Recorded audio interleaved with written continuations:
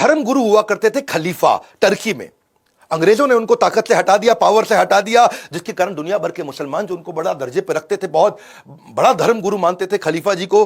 तो फिर उन्होंने कहा भैया ये तो हमारे को वाप, तो सारे मुसलमान एक हो गए, देश में खलीफा मूवमेंट चालू हुआ, क्षमा चाहता हूं खिलाफत मूवमेंट चालू हुआ। गांधी जी ने सोचा मैं वैसे तो कम्युनल नहीं हूं, लेकिन देश के मुसलमानों को अगर देश के लिए मुझे एक साथ लेना है तो उनका दिल जीतना पड़ेगा।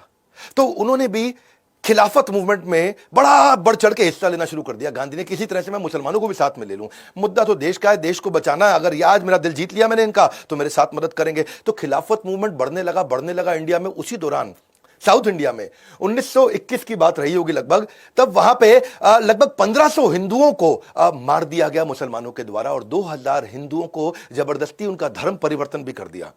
जबरदस्ती जब उनका धर्म परिवर्तन किया गया, गांधी चुप रहे, क्योंकि गांधी उस समय मुसलमानों का दिल जीतना चाहते थे।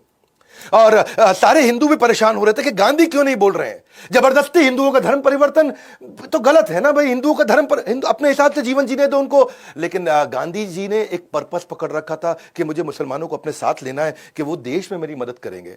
मैं पूरा देश इंपॉर्टेंट है या ये 1500 2000 हिंदू इंपॉर्टेंट है? तो गांधी ने देश को आगे रखा। 1500 2000 हिंदू मारे गए या उनका जबरदस्ती धर्म परिवर्तन हुआ। गांधी क्या कहते हैं, मेरे को पॉलिटिकल एडवांटेज तो चाहिए नहीं, ऐसा तो है नहीं कि मुसलमान मुझको वोट दे देंगे मैं प्रधानमंत्री बन जाऊंगा, मेरे को कोई पॉलिटिक्स में तो जाना नहीं है, मुझे तो देश को बचाना है। जाने दो 2000-1500 हिंदुओं को, गांधी ने उनको इग्नोर किया। तो धर्म के आधार पर हत्याएं हुई, धर्म परिवर्तन के खिलाफ गांधी का न बोलना, यह गांधी के लिए जरूरी था या मजबूरी था, वो आप कमेंट बॉक्स में बताइए। गांधी ने सही किया या गलत किया, वो आप कमेंट बॉक्स में बताइए। क्योंकि मैं ना बात करूंगा लेफ्ट विंग की, ना राइट विंग की, ना सेंटर के विंग की, मैं बात करूंगा देश के मेंटर के विंग की, जिसने आजादी पे काम किया। अब सही है गलत है, वो मजबूर थे या मजबूत थे, ये आपकी और मेरे बीच की बात नहीं है, ये कमेंट बॉक्स की बात है। मैं आऊंगा और आपके विचार देखूंगा। तीसरी कहानी नॉन कोऑपरेशन मूवमेंट की। ये बड़ा मूवमेंट था।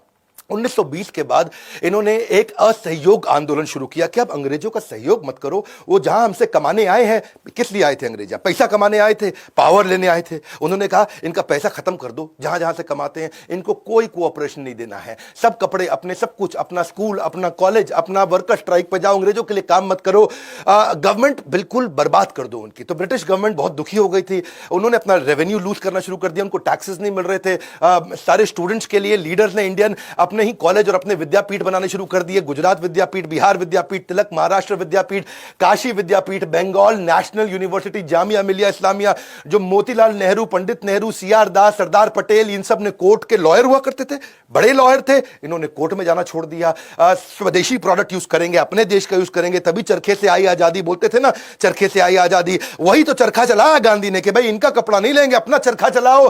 गवर्नमेंट के इनकम एक्सपेंडिचर खराब हो गए, पूरे गवर्नमेंट की इनकम कम हो गई, एक्सपेंडिचर बढ़ गए अंग्रेजों के। तो ब्रिटिशर बहुत डिस्टर्ब हो गए थे।